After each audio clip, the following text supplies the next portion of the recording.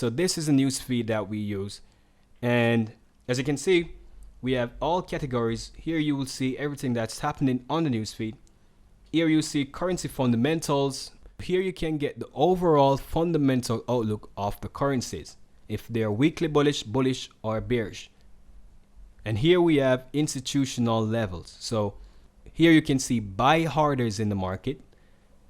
Okay, you can see sell orders, buy orders. So you can see where a lot of sell orders are and where a lot of buy orders are in the market, and you can use that to help your trading.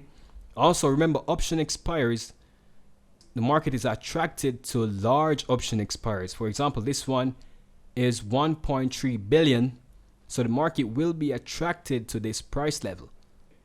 There's also market sentiment that you can use to get an overall outlook of the market sentiment. Here you see the current sentiment, the main data released in the US.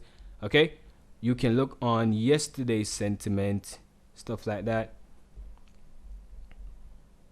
So yeah, that's market sentiment. Then there's resources where you can download the indicator templates. Then we have trade signals. Here you will see some of the trade signals from some of the major investment banks. For example, Morgan Stanley placed a limit order to buy the USD CAD. Here you see the reasons why these guys bought the USD CAD, etc. So that's extremely helpful.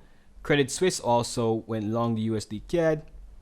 Here you see the reasons, and you see these guys entry, their target, etc. So that's also good. Okay, you can see the release of fundamental announcements. There's bank analysis, etc. So that's that for the newsfeed. Also, we have the course. Okay, so you can go back through the fundamental course, and that's that for the newsfeed. Okay.